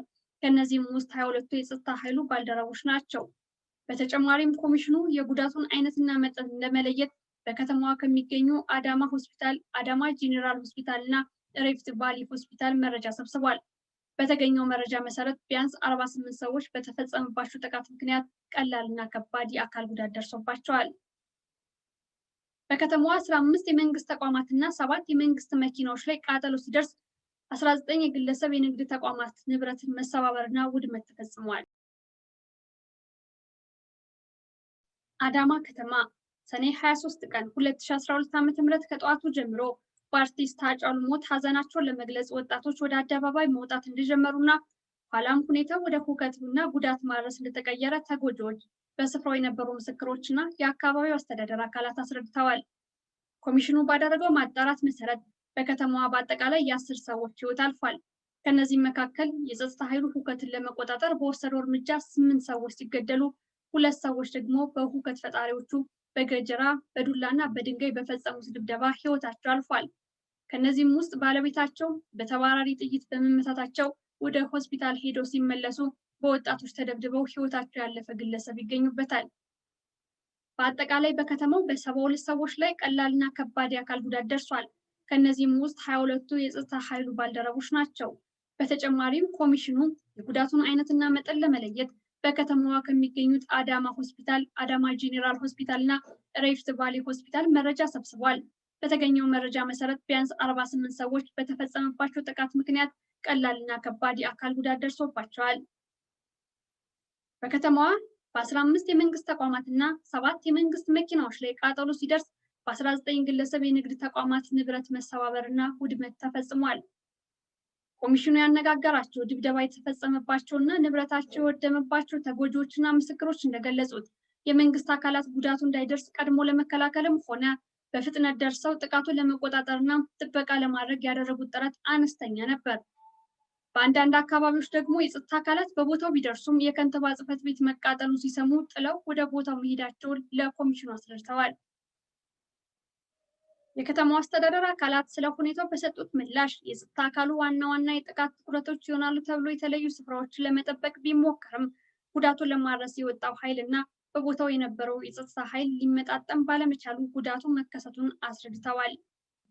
ዴራ ከተማ አርቲስት ሃጫሉ ሁንዴሳ በተገደለበት ሰኔ 22 ቀን 2012 ዓ.ም ሌሊት 8 ሰዓት ላይ በዴራ ከተማ ጩኸት መሰማት እንደተጀመረ፣ ይህንንም ተከትሎ ወጣቶች ከ10 ሰዓት ጀምሮ ጎማ ማቃጠል፣ መንገድ መዝጋትና ቤቶች ማቃጠል የጀመሩ ሲሆን ይህ ሁኔታ እስከ ሰኔ 23 ቀን 2012 ዓ.ም ድረስ እንደቀጠለ በስፍራው የነበሩ ምስክሮችና የአካባቢው አስተዳደር አካላት ገልጸዋል። በከተማው በተፈጠረው የሰላም መደፍረስ በአጠቃላይ 15 ሰዎች ሲሞቱ ከነዚህ መካከል አንድ የፖሊስ አባል ጥቃት በተፈጸመበት አንድ ሆቴል ውስጥ ሲሊንደር በመፈንዳቱ በደረሰ አደጋ የሞቱ 7 ሰልፈኞች እና ሌሎች 7 ሰዎች ደግሞ በተፈጸመባቸው ድብደባ የሞቱ ናቸው።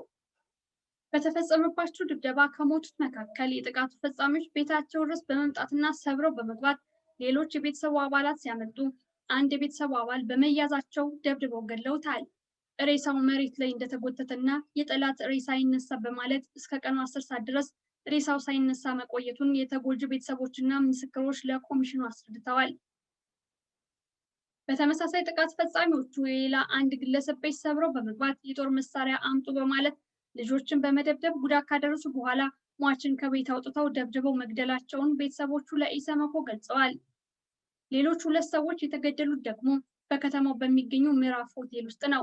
ጥቃት ፈጻሚዎቹ የነፍጠኛ ሆቴል ውስጥ ተኝቷል በሚል አንድ ሰው ከተኛበት ክፍል አውጥተው ቀጥቅጠው እንደገደሉት እንዲሁም የዚያው ሆቴል የጥበቃ ሰራተኛ የነበረ አንድ ግለሰብ ደግሞ ተደብድቦ ተገድሎ አስክሬኑ ተጥሎ መገኘቱን ምስክሮች ገልጸዋል።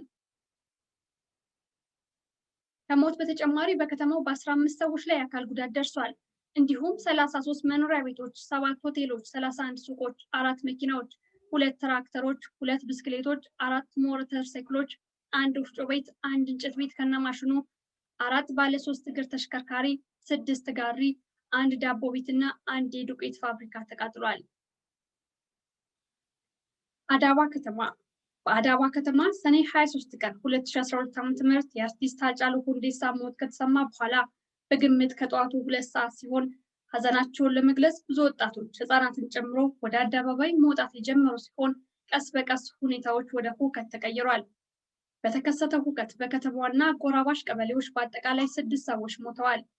የከተማ አስተዳደር አካላት እንደገለጹት በከተማው ውስጥ ብቻ 3 ሰዎች ሲሞቱ ከነዚህ መካከል 2ቱ በድብደባና አንድ ሰው በማን እንደተተኮሰ ባልታወቀ ጥይት ተመቶ ሞቷል።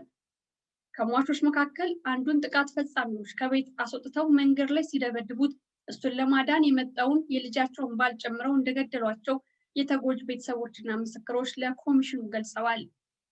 በከተማው በደረሰ ጥቃት በአጠቃላይ ከ70 በላይ ሰዎች የአካል ጉዳት ደርሶባቸዋል። የግል የንግድና የመንግስት ንብረት ላይ ጉዳት የደረሰ ሲሆን በአጠቃላይ ከ30 ሚሊዮን ብር በላይ የሚገመት ንብረት መውደሙን የአካባቢው አስተዳደር አካላት ገልጸዋል።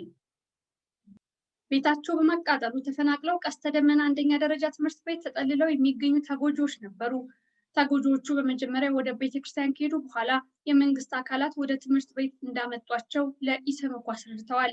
የመንግስት አካላት ጥቃቱን ቀድሞ ለመከላከልም ሆነ ደርሰው ለመቆጣጠርና ጥበቃ ለማድረግ ያደረጉት ጥረት አነስተኛ እንደነበርና በአንዳንድ ቦታዎች ፖሊሶች ጥቃቱ ሲፈጸም ዝም ብለው ያዩ እንደነበር ተጎጂዎቹ ለኮሚሽኑ ገልጸዋል። የጸጥታ ኃይሉ ጥፋት ከተፈጸመ በኋላ በግምት ከቀኑ 8 ሰዓት ላይ በጣም ዘግይቶ እንደመጣ ተናግረዋል። አንድ ተጎጂ ሁኔታውን መንግስት ያለ አይመስልም ነበር በማለት ገልጾታል። ተጎጂዎችና ምስክሮቹ ጥቃቱ ሃይማኖትና ብሔርን መሰረት ያደረገ እንደነበር ገልጸዋል። ለዚህም ማሳያ የሚሆነው ጥቃት ፈጻሚዎቹ አማራ ውጣ፣ ነፍጠኛ ውጣ፣ ክርስቲያን ውጣ፣ መንዜ ውጣ እያሉ ቤት ንብረታቸውን ማቃጠላቸውን ተጎጂዎችና ምስክሮች ገልጸዋል። ለምሳሌ አንድ ኮሚሽኑ ያነጋገረው ተጎጂ ጥቃት ፈጻሚዎቹ የኦሮሞ ብሔር ተወላጅ መሆኑን ቢያውቁም ድብደባና ማቃጠል እንደፈጸሙበትና ይህም ሃይማኖቱን መሰረት አድርገው የፈጸሙት መሆኑን እንደሚያምን አስረድቷል። በሌላ በኩል ሙስሊም የሆኑ ጎረቤቶች ደብቀው ህይወታቸውን እንዳተረፉላቸውና ደርሰው ከጥቃት እንዳዳኗቸው የገለጹ ተጎጂዎችም አሉ። የአካባቢው አስተዳደር አካላት ጥቃቱ መጀመሪያ የፖለቲካ አስተሳሰብን መሰረት አድርጎ የመንግስት ተቋማትን በማጥቃት መጀመሩንና በኋላ ሃይማኖትና ብሔርን መሰረት ወዳደረገ ጥቃት መቀየሩን አስረድተዋል። ባሌ ዞን አጋርፋ ወረዳ በአጋርፋ ወረዳ ሰኔ 23 ቀን 2012 ዓ.ም በተለይም በአምቤቱ ቀበሌ ገበሬ ማህበር ሰዎች ከተለያዩ ቀበሌዎች በመኪና ጭምር ተጭነው ድምጽ እያሰሙ በመምጣት በግምት ከጠዋቱ 2 ሰዓት ጀምሮ ማታ ድረስ በየሰፈሩ በመዞር ጥቃት አድርሰዋል። ኮሚሽኑ ያነጋገራቸው ተጎጂዎችና ምስክሮች እንደገለጹት እንዲሁም ተጎጂዎቹ በተወካያቸው አማካኝነት ለኮሚሽኑ በዝርዝር ባቀረቡት አቤቱታ እንዳመለከቱት በጥቃቱ 3 ሰዎች በመታረድና 2 ሰዎች በመደብደብ ህይወታቸው ማለፉን ገልጸዋል። በተጨማሪም የተጎጂ ተወካዮች ለኢሰመኮ ባቀረቡት አቤቱታ 64 መኖሪያ ቤቶች ከነሙሉ ዕቃቸው መውደማቸው እንዲሁም 144 መኖሪያ ቤቶች ዝርፊያ መፈጸሙን አሳውቀዋል። የኮሚሽኑ የምርመራ ቡድን በስፍራው በነበሩ ጊዜ በጥቃቱ ምክንያት ከቤታቸው የተፈናቀሉ ህፃናትና አቅመ ደካሞችን ጨምሮ ከ1500 በላይ ሰዎች ከአጋርፋ ግብርና ኮሌጅ ውስጥ ተጠልለው ነበር። ተጎጂዎቹ ከ1998 ጀምሮ በክርስቲያኖች ላይ ጫና ይደረግ እንደነበርና በተለያየ ጊዜ ጉዳት ሲደርስባቸው መቆየቱን ይህንንም ለመንግስት አካላት ቢያሳውቁም ችግሩን ለመቅረፍ ምንም አለመደረጉን ገልጸዋል። ጥቃቱ ሃይማኖትና ብሔርን መሰረት ያደረገ እንደነበርና ጥቃት የደረሰባቸውን በዋነኝነት የአማራ ብሔር ተወላጅና ክርስቲያኖች መሆናቸውን ተጎጂዎች ተናግረዋል። ጥቃት ፈጻሚዎቹም ጥቃቱ በሚፈጽሙበት ጊዜ ጎንደሬ ውጣ፣ እዚህ ነው የልጃችንን ደም የምንበቀለው ይሉ እንደነበር ተጎጂዎቹ ለኮሚሽኑ አስረድተዋል። ጥቃት በማድረስ ተጠርጥረው አንዳንድ ሰዎች መታሰራቸውን መስማታቸውን፣ ነገር ግን ዋና አደራጆች ተይዘዋል ብለው እንደማያምኑ የኮሚሽኑ መርማሪዎች ያነጋገሯቸው ተጎጂዎች ገልጸዋል። የአካባቢው አስተዳደር አካላት በዚህ ጉዳይ ላይ ኢሰመኮን ለማነጋገር ፈቃደኛ አልሆኑም። ኮፈሌ ከተማ ሰኔ 23 ቀን 2013 ዓ.ም ቁጥራቸው በርከት ያለ ወጣቶች ከሌሊቱ 9 ሰዓት ጀምረው በመሰባሰብ መፈክር ሲያሰሙ እንደነበርና ከቀኑ 6 ሰዓት ጀምሮ ሰዎችን የማጥቃትና ንብረት የማቃጠል ድርጊት ይፈጽሙ እንደነበር ተጎጂዎች በስፍራው የነበሩ ምስክሮችና የአካባቢው አስተዳደር አካላት አስረድተዋል። በወረዳው የሞት አደጋ ባይደርስም አንድ የሀገር ሽማግሌ ላይ የአካል ጉዳት መድረሱን፣ 47 ሱቆችና 22 መኖሪያ ቤቶች በድንጋይ መሰባበራቸውን፣ 5 የመኖሪያና የንግድ ቤቶች መቃጠላቸውን ለማወቅ ተችሏል። በስፍራው የተፈናቀሉ ሰዎች ባይኖሩም ቤታቸው የተቃጠለባቸው የተሰባበረባቸው ሰዎች ሸሽተው ወደ ሐዋሳና ሻሸመኔ ሄደዋል። ጉና ወረዳ ነገሌ ከተማ በአርሲ ዞን ጉና ወረዳ ስር በምትገኘው ነገሌ ከተማ የአርቲስት ሃጫሉ ሁንዴሳ ግድያን ተከትሎ ሰኔ 23 ቀን 2012 ዓ.ም ከጠዋት ጀምሮ ሀዘናቸውን ለመግለጽ ነዋሪዎች ወደ አደባባይ ወጥተዋል። ሁኔታው በሂደት ወደ አመፅ ተቀይሮ እስከ ቀኑ 8 ሰዓት ተኩል ድረስ መንገድ የመዝጋት የኦነግ ባንዲራ ቀለማትን በመንግስት ንብረቶች ላይ የመቀባትና ጥቃት የመፈጸም አዝማሚያዎች ታይተዋል። ሆኖም ግን ጉዳት ሳይደርስ ሽማግሌዎችና የመንግስት አካላት ሁኔታውን አረጋግተውት ለተቃውሞ የተሰማራውን ሰው ተበትኗል። ይሁንና ሰልፉ ከተበተነ በኋላ በግምት ወደ 8 ሰዓት ተኩል በኦሮሚያ ፖሊስ ልዩ ኃይል በተወሰደ እርምጃ የ5 ሰዎች ህይወት ማለፉን በትንሹ በ8 ሰዎች ላይ አካላዊ ጉዳት መድረሱን ከተጎጂ ቤተሰቦች ከጤና ጣቢያና ከአካባቢው የአስተዳደር አካላት በተገኘ ማስረጃ ማረጋገጥ ተችሏል። የሟች ቤተሰቦችና የቆሰሉ ሰዎች ምንም አይነት ድጋፍ አለማግኘታቸውን በተለይም አካላዊ ጉዳት ለደረሰባቸው ሰዎች የሕክምና ድጋፍ እንኳን አለመደረጉን ገልጸዋል። እንዳውም የልዩ ኃይል አባላት የተገደሉ ሰዎች የቀብር ስነስርዓት ላይ በመገኘት ሀዘንተኛውን ማንገላታታቸውንና የከተማው ጤና ጣቢያ ድረስ በመሄድ ጉዳት የደረሰባቸውን ሰዎች ወደ ጤና ጣቢያ ያደረሱ ሰዎችና የጤና ባለሙያዎችን ለምን እርዳታ ትሰጣላችሁ ብለው መደብደባቸውና ድብደባ የተፈጸመባቸው የሕክምና ባለሙያዎችና ምስክሮች ለኢሰመኮ ገልጸዋል። ዶዶላ ከተማ የአርቲስት ሃጫሉ ሁንዴሳ ግድያን ተከትሎ በዶዶላ ከተማ ሰኔ 23 እና 24 2012 ዓ.ም የተካሄዱ የተቃውሞ ሰልፎች ጋር ተያይዞ በተፈጠረው ሁከት በሰዎች ህይወትና ንብረት ላይ ጉዳት ደርሷል። በከተማው ሰኔ 23 ቀን 2012 ዓ.ም በግምት ከጠዋቱ 3 ሰዓት ጀምሮ እስከ ምሽት 12 ሰዓት በተፈጸመው ጥቃት የ9 ግለሰቦች መኖሪያ ቤቶች፣ ሱቆች፣ ንግድ ቤቶች፣ ተሽከርካሪዎች፣ የቤቶች ቁሳቁሶች፣ ገንዘብ በከፊል ወይም ሙሉ በሙሉ ወድመዋል ወይም ተዘርፈዋል። ይህንን ተከትሎ የጸጥታ ኃይሉ በወሰደው እርምጃ እድሜያቸው ከ10 እስከ 25 ዓመት የሆኑ 7 ሰዎች በጥይት ተመተው የተገደሉ ሲሆን 35 ሰዎች ላይ አካላዊ ጉዳት ደርሶባቸዋል። ጉዳት ከደረሰባቸው ሰዎች መካከል በደረሰው ጥቃት ውስጥ ተሳትፎ ያልነበረባቸው ትንሽ ልጆች ይገኙበታል። ቡራዩ ከተማ ሰኔ 22 ቀን 2012 ዓ.ም ከሌሊቱ 9 ሰዓት ጀምሮ ከፍተኛ ቁጥር ያለው ህዝብ ወደ መንገድ በመውጣት የአርቲስት ሃጫሉ ሁንዴሳ አስክሬን ወዳለበት ቦታ ለመሄድ ሲንቀሳቀስ ነበር። በማግስቱ ጠዋት ላይ አስክሬኑን ወደ አምቦ ለመሸኘት ከፍተኛ ቁጥር ያለው ህዝብ ከቦታው ተገኝቶ የነበረ ሲሆን ቡራዩ ኬላ በሚባለው አካባቢ አስክሬኑን ወደ አዲስ አበባ ይመለስ አይመለስ በሚል በህዝቡና በጸጥታ ኃይሎች መካከል በተፈጠረ አለመግባባት በሰው ህይወትና አካል ላይ ጉዳት ደርሷል። በተጨማሪም ሰኔ 24 ቀን 2012 ዓ.ም ሰልፍ በወጡ ሰዎችና በጸጥታ ኃይሎች መካከል በተፈጠረ ግጭት የሰው ህይወት መጥፋቱንና የከተማው አስተዳደር አካላት ገልጸዋል። በሰኔ 22 እና 23 በቡራዩ ከተማ በጸጥታ ኃይሎች በተወሰደ እርምጃ 2 ሰዎች በጥይት ተገድለዋል።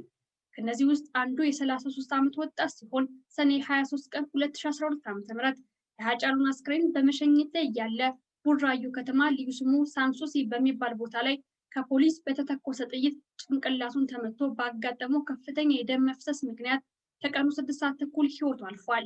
በተመሳሳይ ሌላ ወጣት ሰኔ 24 ቀን 2012 ዓ.ም ከጸጥታ ኃይሎች በተተኮሰ ጥይት ደረቱን ተመቶ መሞቱን ከዓይን እማኞች ከቅዱስ ጳውሎስ ሚሊኒየም ሜዲካል ኮሌጅ እና ከቡራዩ ከተማ ጤና ጣቢያ የተገኙ መረጃዎች ማረጋገጥ ተችሏል።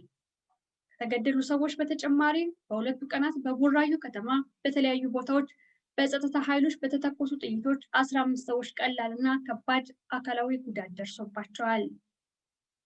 አንድ የዘይት ፋብሪካ በፋብሪካው ግቢ ውስጥ የነበሩ አንድ ቦቴና አንድ የህዝብ ማመላለሻ ቅጥቅጥ መኪና በግለሰቦች ተቃጥለዋል። በተጨማሪም በፋብሪካው ውስጥ የነበሩ ተሽከርካሪዎች መስታወታቸው ተሰባብሯል። እንዲሁም የፋብሪካው የጥበቃ ሰራተኞች በወጣቶች አካላዊ ጉዳት ደርሶባቸዋል። አርሲ ነገሌ ከተማ የአርቲስት ሃጫሉ ሁንዴሳ ግድያን ተከትሎ ከሰኔ 22 ቀን 2012 ዓ.ም ጀምሮ በነገሌ ከተማ ጩኸት ነበር። በማግስቱ ሰኔ 23 ቀን 2012 ዓ.ም ከጠዋት ጀምሮ በተደረገው የተቃውሞ ሰልፍና ከዚሁ ጋር ተይዞ በተፈጠረ ሁከት የሰዎች ሞት፣ የአካልና የንብረት ጉዳት ደርሷል። በከተማው በግለሰቦች በተፈጸመው ጥቃት 5 ሰዎች ተገድለዋል። በጸጥታ ኃይሎችና በሁከት ፈጣሪዎች በተፈጸመ ጥቃት 44 ሰዎች የአካል ጉዳት ደርሶባቸዋል። የአካል ጉዳት ከደረሰባቸው ሰዎች ውስጥ 19 ሰዎች በጥይት የተመቱ ሲሆን 25ቶቹ ደግሞ በዱላ፣ በድንጋይ፣ በእሳትና በኤሌክትሪክ ጉዳት ደርሶባቸዋል።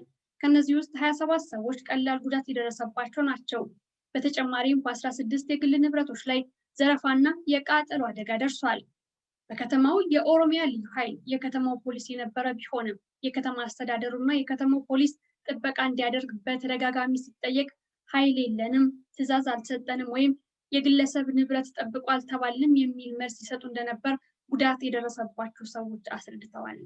አንዳንድ ቦታ ላይ ደግሞ ፖሊስ ጥቃቱን እያየ ዝም በማለት ማለፉን ጥቃቱ የደረሰባቸው ነዋሪዎች ገልጸዋል። በጥቃቱ የተሳተፉ አንዳንድ ግለሰቦች ጥቃት በተፈጸመበት ወቅት ፖሊሶቹ ከሃይማኖት ተቋማትና ከመንግስት መስሪያ ቤት ውጭ ያሉትን አቃጥሉ ይሉ ነበር ብለው ሲናገሩ መስማታቸውን አንድ ምስክር ለኮሚሽኑ አስረድተዋል። ባቱ ከተማ የአርቲስት ሃጫሉ ሁንዴሳ ግድያን ተከትሎ በባቱ ከተማ ሰኔ 22 ቀን 2012 ዓ.ም ከሌሊቱ 7 ሰዓት ጀምሮ ሰዎች ተሰብስበው ሀዘናቸውን ሲገልጹ እንደነበረና በሂደት ሁኔታው ወደ መንገድ መዝጋት፣ ንብረት ማውደምና ሰዎችን ማጥቃት መቀየሩን ኢሰመኮ ከተጎጂዎች፣ ከምስክሮች፣ ከአስተዳደር አካላትና ከሕክምና ተቋማት ከተገኙ መረጃዎች ተደርሷል።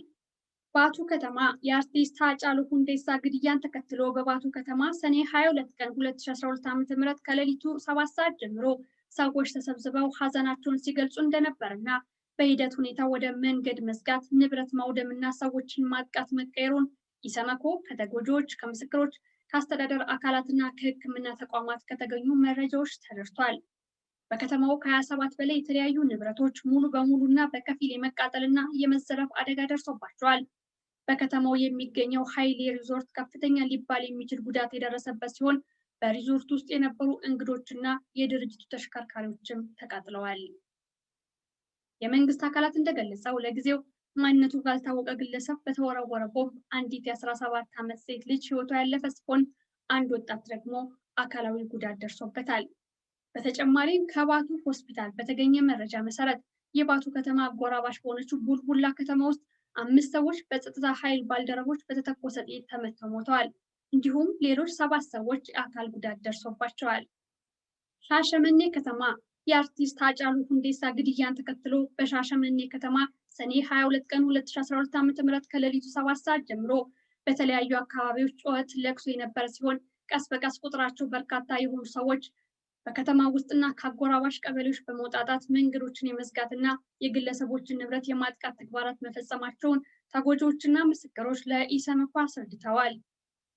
ከሰኔ 22 ቀን 2012 ዓ.ም ከሌሊቱ 7 ሰዓት እስከ ሰኔ 23 ቀን 2012 ዓ.ም ከ9 ሰዓት ድረስ በቡድን የተደራጁ ከፍተኛ ቁጥር ያላቸው ሰዎች በሻሸመኔ ከተማ በፈጸሙት መጠነ ሰፊ ጥቃት የአንድ ሰው ሕይወት የጠፋ ሲሆን ከፍተኛ የንብረት ውድመት ደርሷል። አንዲት የ9 ወር ነፍሰ ጡር ጥቃት ፈጻሚዎቹ ቤቷ ድረስ በመሄድ በፈጸሙት የንብረት ጉዳት፣ ዛቻና ማስፈራሪያ ለከፍተኛ ጭንቀት በመጋለጧ ሆስፒታል ተኝታ ክትትል ሲደረግላት ቆይታ ሐምሌ 13 ቀን 2012 ዓ.ም በኦፕራሲዮን ስትገላገል ከሚከታተላት ሐኪም ጋር ቀጠሮ ቢያዝላትም በድንገት ሐምሌ 12 ቀን 2012 ዓ.ም ምሽት ሐዋሳ በሚገኘው ታቦር የእናቶችና ህፃናት ሆስፒታል ህይወት አልፏል። ቀደም ሲል ክትትል ሲያደርግላት የነበረ ሐኪም ተጎጂዋ የስኳር ታማሚ የነበረችና የወሊድ ጊዜዋ የደረሰ ቢሆንም የስኳር ህመሟን መቆጣጠር ተችሎ ስለነበር ሞቷ ቅጽበታዊ በመሆኑ ከነበረባት ጭንቀት የመጣ የልብ ችግር ሊሆን ይችላል የሚል ግምት አስቀምጧል። በተጨማሪም ከሻሸመኔ አጠቃላይ ሆስፒታልና ሻሸመኔ አጠቃላይ ስፔሻላይዝድ ሆስፒታል በተገኘው መረጃ መሰረት በሻሸመኔ ከተማና አካባቢው 7 ሰዎች በጥይት ተመተው የተገደሉ ሲሆን 25 ሰዎች በጥይት መመታትን ጨምሮ በተለያዩ ምክንያቶች ከባድና ቀላል የአካል ጉዳት ደርሶባቸዋል። ሌሎች 3 ሰዎች ደግሞ አካላቸው ላይ በእሳት የመቃጠል አደጋ ደርሶባቸዋል። በሻሸመኔ ከተማ ከፍተኛ የንብረት ማውደምና የመዝረፍ ተግባር ተፈጽሟል። የከተማ አስተዳደሩ ባጠናከረው መረጃ መሰረት 20 ህንፃዎች፣ 35 የመኖሪያ ቤቶች፣ 78 መኪናዎች፣ 79 ሆቴሎች፣ 36 ባለ 3 እግር ተሽከርካሪዎች፣ 17 ሞተር ሳይክሎች፣ 28 ሱቆች እና 2 ትምህርት ቤቶች ተቃጥለዋል። በተጨማሪም 15 ህንፃዎች፣ 195 መኖሪያ ቤቶች፣ 6 ግሮሰሪዎች እና 63 ሱቆች የመሰባበር አደጋ ደርሶባቸዋል። ጅማ ዞን ጅማ የቡና ሰቃ ከተማዎችን የአርቲስት ሃጫሉ ሁንዴሳ ግድያን ተከትሎ ሰኔ 23 ቀን 2012 ዓ.ም በጅማ ዞን የተለያዩ ወረዳዎች ሰልፎች የተደረጉ ሲሆን በአብዛኞቹ ቦታዎች ህዝቡ በአርቲስቱ ግድያ የተሰማውን ሀዘን በሰላማዊ መንገድ በመግለጽ ወደ ቤቱ ተመልሷል። ነገር ግን በጅማ ከተማ በመና ወረዳ የቡ ከተማና በሰቃ ጨርቆሳ ወረዳ ሰቃ ከተማ ሰልፎቹ ከ4 ሰዓት ጀምሮ ወደ ሁከት በመቀየራቸው በሰዎችና በንብረት ላይ ጉዳት ደርሷል። አብዛኞቹ በጅማ ዞን የደረሱ የንብረት ጉዳቶች ውድመት ሲሆኑ በጅማ ከተማ የሚገኘው ዶሎሎ ሆቴል ከፍተኛ ቃጠሎና ዝርፊያ ደርሶበታል። በሆቴሉ ላይ የተፈጸመው ጥቃት በአንድ ሆቴል ውስጥ የነበረ እንግዳ በእሳት ተቃጥሎ የሞተ ሲሆን በሁለት የሆቴሉ ሰራተኞች ላይ አካላዊ ጥቃት ተፈጽሟል። ኢሰመኮ በሆቴሉ የደረሰውን ጉዳት ለመመልከት በተገኘበት ጊዜ በቦታው የነበሩ የሆቴሉ ተረኛ ጥበቃ ሰራተኛ በፊትም ሆቴሉ የመከላከያ ሰራዊት ድጋፍ በመጠየቅ ሁኔታውን ለመቆጣጠር መቻሉን የአካባቢው አስተዳደር ለኮሚሽኑ አስረድተዋል። በተፈጠረው ሁኔታ በከተማው 4 ሰዎች በጸጥታ ኃይሎች በጥይት ተመተው ህይወታቸው ሲያልፍ 9 ሰዎች የአካል ጉዳት እንደደረሰባቸው የአካባቢው አስተዳደር አካላት ገልጸዋል። ከዚህ በተጨማሪ 2 የግልና 3 የመንግስት መኪናዎች ሲቃጠሉ 1 ሱቅ፣ 3 የሞባይል ስልክ መለዋወጫ ሱቆች፣ 1 እንጨት መሰንጠቂያ ማሽን፣ 8 የንግድና 8 የግል ቤቶች ላይ በደረሰ ጥቃት በአጠቃላይ 7,150,855 ብር በሚገመት የንብረት ጉዳት ደርሷል። ጎባ ከተማ ከሰኔ 22 2012 ዓ.ም በከተማውና በገጠር አካባቢዎች የመጡ ሰዎች ሰልፍ ማድረግ ጀምረው በኋላ ሁኔታው ወደ ሁከት ተቀይሯል። በተፈጠረው ሁከት 1 የፖሊስ አባልና 1 ግለሰብ በጥይት ተመተው ሞተዋል። 5 ቤቶች ሙሉ በሙሉ ሲቃጠሉ 39 ቤቶች ላይ ጉዳት ደርሷል። የጸጥታ አካላት በተለይም መከላከያ ሰራዊት ከበላይ አልታዘዝንም በማለት ጥቃቱን ለማስቆም እርምጃ ለመውሰዳቸውን ከቀኑ 9 ሰዓት በኋላ ግን ትዕዛዝ ደርሶናል በሚል ሰላም የማስፈን እርምጃ መውሰድ መጀመራቸውን ተጎጂዎችና ምስክሮች አስረድተዋል። ኢታያ ከተማ የኢታያ ከተማ ወጣቶች የአርቲስት ሃጫሉ ሁንዴሳን መገደል ምክንያት በማድረግ ሀዘናቸውን ለመግለጽ ሰልፍ እንደጀመሩ ሁኔታው ወደ ሁከት ተቀይሯል። ጥቃት ፈጻሚዎቹ 2 ሰዎች መግደላቸውን፣ 31 ሰዎች ላይ አካል ጉዳት ማድረሳቸውና ከፍተኛ ግምት ያለው ንብረት ማቃጠላቸውን የአካባቢው አስተዳደር ገልጿል። ደጆ ወረዳ አርቦዬ ከተማ የአርቲስት ሃጫሉ ሁንዴሳ መገደል ምክንያት በማድረግ የአርቦዬ ከተማና የአካባቢው ነዋሪዎች ሀዘናቸውን ለመግለጽ የጀመሩት ሰልፍ ወደ ሁከት ተቀይሯል። በዕለቱ የከተማውና ከአጎራባች የገጠር ቀበሌዎች የተውጣጡ ሰዎች በብዛት ወደ ጎዳና በመውጣት ዱላ፣ ቆንጨራና ድንጋይ ይዘው በወረዳው አመራሮችና የብልጽግና ፓርቲ አባላት ላይ ድብደባ ለመፈጸም መሞከራቸውና በፖሊስ ጣቢያም ላይ ድንጋይ ሲወረውሩ የነበረ መሆኑን የከተማው አስተዳደር አካላት ገልጸዋል። በከተማው ከተከሰተው ሁከት ጋር በተያያዘ 2 ሰዎች በሚሊሻ አባላት በተተኮሰ ጥይት ተመተው የተገደሉ ሲሆን ሌላ 1 ግለሰብ ደግሞ በሁከቱ ተሳታፊዎች ተደብድቦ ሞቷል። ከዚህ በተጨማሪ 1 ሆቴል፣ 3 መኖሪያ ቤቶችና የወርልድ ቪዥን መስሪያ ቤት ሙሉ በሙሉ መዘረፋቸውን እንዲሁም 16 መኖሪያ ቤቶች በድንጋይ መሰባበራቸውን የአካባቢው አስተዳደር አካላት ገልጸዋል። አርሲ ሮቤ ከተማ ከጠዋቱ 2 ሰዓት ሰኔ 23 ቀን 2012 ዓ.ም ጀምሮ ከገጠርና ከከተማው የተውጣጡ ወጣቶች በአርቲስት ሃጫሉ መገደል የተሰማቸውን ሀዘን ለመግለጽ በሚመስል መልኩ ሰልፍ የተጀመረ ሲሆን ሁኔታው ወዲያው ወደ ሁከትና ጥቃት ማድረስ ተቀይሯል። በከተማው በተፈጸመው ጥቃት 2 ሰዎች ላይ የአካል ጉዳትና በ15 የንግድ ቤቶች ላይ የመሰባበርና ዝርፊያ ተግባር ተፈጽሟል።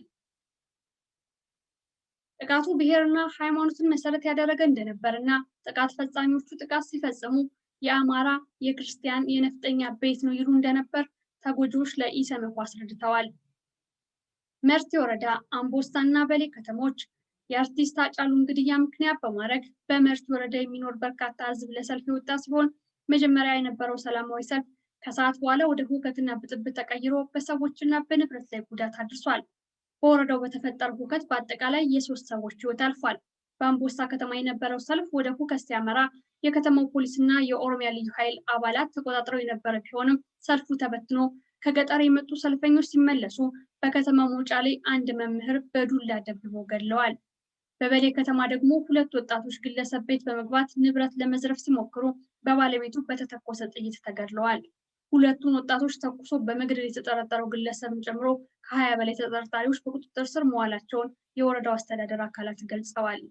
ጊንጪ ከተማ የአርቲስት ሃጫሉ ሁንዴሳን ግድያ ምክንያት በማድረግ በጊንጪ ከተማ በተከሰተው ሁከት 2 ሰዎች ሲገደሉ በ8 ሰዎች ላይ አካላዊ ጉዳት ደርሷል። በተጨማሪም በግለሰቦች መኖሪያ ቤት፣ ንግድ ቤትና ተሽከርካሪ ላይ በተፈጸመ ጥቃት ግምቱ 694,960 ብር የሆነ ጉዳት ደርሷል። የዳንዲ ወረዳ ፖሊስ ጽሕፈት ቤት ላይ የ200 ሺህ ብር የሚገመት ጉዳት፣ የፖሊስ አባል የሆነ አንድ ግለሰብ ቤት ደግሞ 50 ሺህ ብር የሚገመት የቤት ቁሳቁስና አልባሳት ላይ ጉዳት የደረሰ ሲሆን የኢትዮጵያ መንገዶች ባለስልጣን መስሪያ ቤት ላይ በተፈጸመ ጥቃት 3 ክላሽንኮቭ እና 2 ኋላ ቀር የጦር መሳሪያዎች ተዘርፈዋል። ሱሉልታ ከተማ የአርቲስት ሃጫሉን ግድያ ምክንያት በማድረግ በሱሉልታ ከተማ ሰኔ 23 ቀን 2012 ዓ.ም በተቀሰቀሰው ሁከት 31 ቤቶችና አንድ የፖሊስ መኪናን ጨምሮ 4 ተሽከርካሪዎች መስታወታቸው የመሰባበር ጉዳት ደርሷል። የመፈንከት ጉዳት ከደረሰበት አንድ በሰዎች ላይ ጉዳት አለመድረሱን የአካባቢው አስተዳደር ገልጸዋል። ገብረ ጉራቻ ሰኔ 23 ቀን 2012 ዓ.ም በገብረ ጉራቻ በርካታ ህዝብ ሀዘኑን ለመግለጽ ሰልፍ አካሂዷል። በዚህ መሃል በመንግስት ላይ ተቃውሞ ለማሰማትና ሁከት ለመፍጠር የሞከሩ ሰዎች ቢኖሩም የንግድ እንቅስቃሴ ከመቆሙ በቀር በወረዳው በሰውም ሆነ በንብረት ላይ ጉዳት አልደረሰም።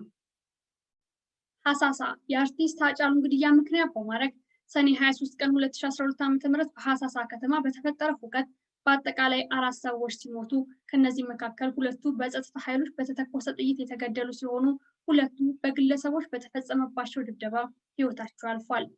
በተጨማሪም በዕለቱ የ5 ግለሰቦች ንብረት ላይ የማቃጠልና የመዝረፍ ጥቃት ተፈጽሟል።